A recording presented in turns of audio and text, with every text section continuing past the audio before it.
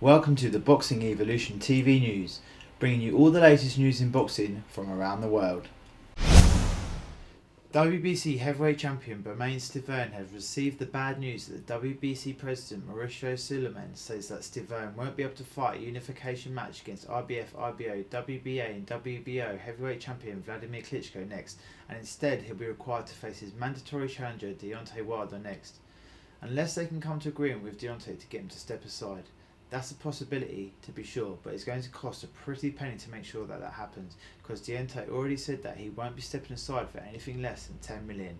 That's definitely out of Stiverne's price range to come up with that kind of cash to pay. The Deontay-Stiverne fight will need to take the place by the end of the year, or else we could see Stiverne get stripped of his title by the World Boxing Council. Former WBA lightweight champion Brandon Rios will be returning to the ring on July the 19th to fight in Las Vegas or Los Angeles, Rios says.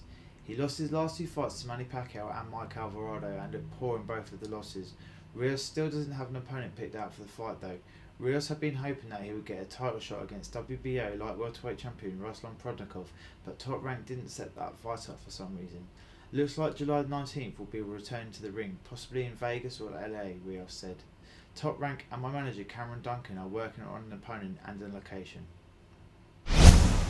WBA super middleweight champ Andre Ward sees the May the 31st rematch between IBF and WBA super middleweight champion Carl Froch and George Groves as little more than a domestic level fight between two guys from Britain, but not fighters that would mean a lot if they were to be here in the United States.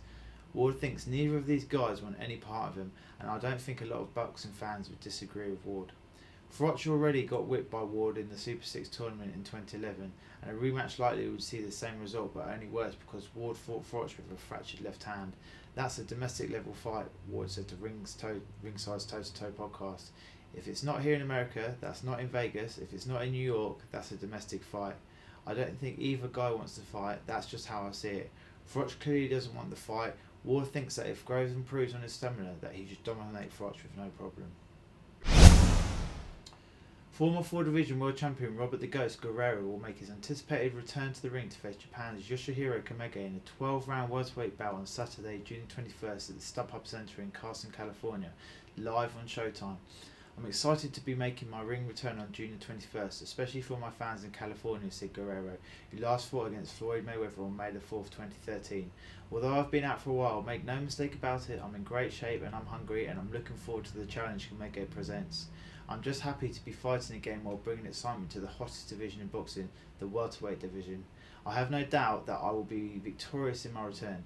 Speaking about the contest, Kamege said it's good to fight in the United States again in the StubHub Center, especially after I was treated so well by fans there the first time.